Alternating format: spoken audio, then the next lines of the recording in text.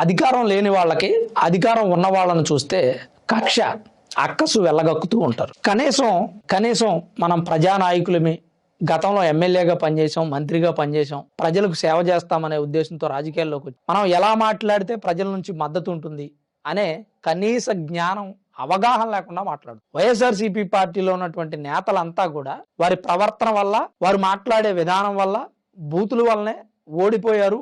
అది కూడా వారి ఓటమిలో భాగమైంది, పాత్ర పోషించిందని అనేక మంది రాజకీయ విశ్లేషకులు, రాజకీయ పరిశీలకులు చెప్పారు. అయినా కానీ వైఎస్ఆర్సీపీ పార్టీ నేతల తీరు ఇంచి కూడా మారలేదు. ఈ విషయం మనం ఎందుకు మాట్లాడుకుంటున్నామంటే, వైఎస్ఆర్సీపీ పార్టీలో కాస్త వాక్చాతుర్యం, పద్ధతిగా, అంటే వక్రీకరించిన బూతులు మాట్లాడకుండా ఇండైరెక్ట్ గా సెటైర్లు వేస్తూ ఎదుటివారి మనోభావాలు దెబ్బతీసేలాగా మాట్లాడగలిగేటువంటి పరిపక్వత ఉన్నటువంటి వ్యక్తులు అంబటి రాంబాబు అండ్ అలాగే పేర్ని నాని. వీళ్ళిద్దరూ వైఎస్ఆర్సీపీ పార్టీలో టాకింగ్ పవర్ కలిగినటువంటి వ్యక్తి. మంచి మంచి పంచులు వేస్తారు. అధికార పక్షమైనా ఇంకొకళ్ళైనా నొచ్చుకోకుండా వారికి మంచి మంచి చివాట్లు పెడుతూ ఉంటారు. అది కాస్త మితిమీరింది. ఈ పంచులు గాని చివాట్లు గాని మితిమీరి బూతులు తిట్టే కాడికి వచ్చి, ఎంతలా అంటే అంబటి రాంబాబు గారు ఒక రాష్ట్ర ముఖ్యమంత్రిని బట్టి బూతులు తిట్టే పరిస్థితి వచ్చింది. ఏం తిట్టారో ఒక్కసారి మీరు వినండి.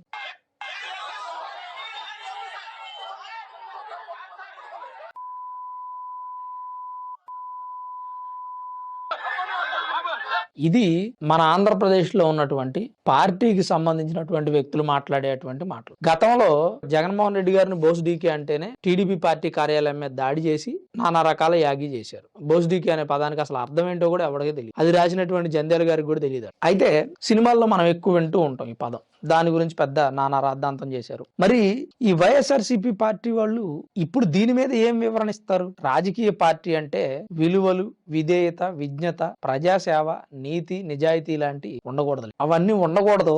కాకపోతే కొన్నిసార్లు ఉండాలని మనం అనుకోవాలి. ఎందుకంటే ప్రజలు అదే కోరుకుంటారు కాబట్టి. ఎంతో కొంత ఉండాలి కదండి. మరి ఇంత దారుణంగా బరి తెగించి ఓటమిని ఒప్పుకోలేక ప్రజల్లో ఆదరణ లేదని ఆ హిందూ సంఘాల వాళ్ళు గుంటూరులో ఫ్లెక్సీలు ఏర్పాటు, ఏంటి తిరుమల లడ్డు కల్తీ అయింది, కల్తీ చేసిన వాళ్ళకి పాపం తగులుతుందని ఫ్లెక్స్ మీద జగన్మోహన్ రెడ్డి గారి ఫోటో వేసి, ఒకవేళ జగన్మోహన్ రెడ్డి గారు చేయలేదు అనుకోండి, మీరెందుకు భుజాలు తడుముకోవటం?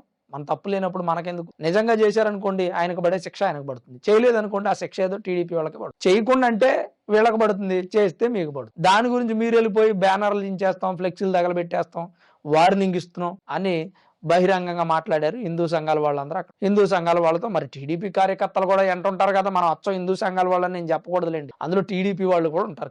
అక్కడ ఏదో వాగ్వాదం జరిగింది. అంబటి రాంబాబు గారిని అక్కడ నుంచి పంపించే ప్రయత్నం చేశారు పోలీసు. ఈయన పంపిస్తున్నటువంటి నేపథ్యంలో ఈ బూతులు తిట్టడం జరిగింది. ఏం పద్ధతి అండి ఇది? మనం రాజకీయాల్లో ఉన్నామంటే నలుగురికి ఆదర్శంగా నిలవాలి. అరే వైఎస్ఆర్సీపీ పార్టీలో అంబటి రాంబాబు అనే వ్యక్తి ఉండేవాడు, ఎంత మంచి రాజకీయాలు చేసేవాడు. పార్టీలో ఉన్నటువంటి వాళ్ళు ఎవ్వరికి మాట్లాడడం కుదరకపోయినా ఈయన బాగా మాట్లాడు, ఎవ్వరు ఓడిపోయినా ఈయన గెలిచాడు లేదా ఈయన గెలుస్తాడు అనేటువంటి మాట అనిపించుకోవాలి. స్వతహాగా ఆయన ఒక లాయర్, ఆయన మాట ఎంత బాగుంటది, ఎంత మంచి మాట తీరు. ఒక్క ఇన్సిడెంట్ తో మొత్తం బాగొట్టు. అసలు ఈ విషయం చెప్పడానికి కూడా అంటే కొంతమందికి ఏమనిపిస్తుంది అంటే, అంబటి రాంబాబు గారికి ఫేవర్ గా మాట్లాడుతున్నాం ఏంటి బ్రో నువ్వు అని కొంతమంది అనుకుంటారు. అంబటి రాంబాబు అనే కాదు, ఏ వ్యక్తి అయినా సరే ఎంతో కొంత మంచిగా రాజకీయాలు చేయగలిగేటువంటి వ్యక్తి, పద్ధతిగా మాట్లాడగలిగేటువంటి వ్యక్తి ఒక్కసారిగా విచక్షణ తప్పాడు అంటే స్పందించాల్సి వస్తుంది, తప్పదు మనలాంటి వాళ్ళకి. అంబటి రాంబాబు గారి గురించి మనం గతంలో కొన్ని వీడియోస్ చేసాం, ఆయన గురించి మంచిగానే చెప్పాం. గుంటూరు నియోజకవర్గం నుంచి బాగా కష్టపడిన వ్యక్తి అది ఇదని. కానీ ఆయన మరీ ఇంత టంగ్ స్లిప్ అయిపోయి ఇంత దరిద్రంగా బిహేవ్ చేస్తాడు, ఇంత దరిద్రంగా మాట్లాడతాడని నేను అనుకోవాలి. ముఖ్యమంత్రి చంద్రబాబు నాయుడు, ఆయన ఏజ్ ఎంత, ఆయన అనుభవం ఏంటి, ఆయన వయసుకైనా మర్యాద ఇవ్వాలి కదా. పదవికి మీరు మర్యాద ఇవ్వట్లేదు. ఎందుకంటే మీకు ముఖ్యమంత్రి పదవి అనేది చాలా చిన్న విషయం అయిపోయి, ఈ రాష్ట్రానికి ప్రతినిధి ఆయన, ఈ రాష్ట్ర ప్రజలందరినీ పరిపాలిస్తున్నటువంటి వ్యక్తి. అట్లా మాట్లాడితే ఈ రాష్ట్రంలో 40% ఓటింగ్ అంట, మీది 39% పడిపోయింది నేను ఇండియా టుడే చేసినటువంటి సర్వేలు. ఈసారి 1-2 ఎంపీ సీట్లు గెలుస్తారని. ఈ ఇన్సిడెంట్ తో పాయే మొత్తం వైఎస్ఆర్సీపీ పార్టీకి ఉన్నటువంటి ఆ అరాకరా ఓటింగ్ కూడా పోయి. ఇట్లా మాట్లాడి ఏం అసలు ఈ వైఎస్ఆర్సీపీ పార్టీలో ఉన్నటువంటి వ్యక్తుల గురించి మాట్లాడాలంటే మనకు కొంచెం ఇబ్బంది. కానీ మరీ అంత పబ్లిక్ గా ఒక ముఖ్యమంత్రిని పట్టుకొని తిడుతున్నారు అంటే ఏమని చెప్పాలి? కారుమూరి వెంకటరెడ్డి అంట, అతను ఎప్పుడు పవన్ కళ్యాణ్ గారు. ఆ రావణ్ ప్రశ్న అని ఒక యూట్యూబ్ ఛానల్ అతను పెట్టుకున్నారు, అతను అదే పని. నాగార్జున యాదవ్ అంట అతను. ఇట్లా వీళ్ళంతా కూడా వైఎస్ఆర్సీపీ పార్టీకి ఉన్నటువంటి మద్దతు తగ్గిస్తున్నారు ప్రజల్లో. కానీ జగన్మోహన్ రెడ్డి గారికి అలాగే ఆ పార్టీ క్యాడర్కి ఏం చెప్తారంటే, ప్రజల్లో మనకు బాగా మద్దతు పెరుగుతుంది సార్ అని తప్పుడు ప్రచారం. ఎందుకంటే ప్రజల్లో నిత్యం ఉండేది వీళ్ళే, ప్రజల్లో ఎంత ఫాలోయింగ్ ఉందో వీళ్ళకి తెలుసు.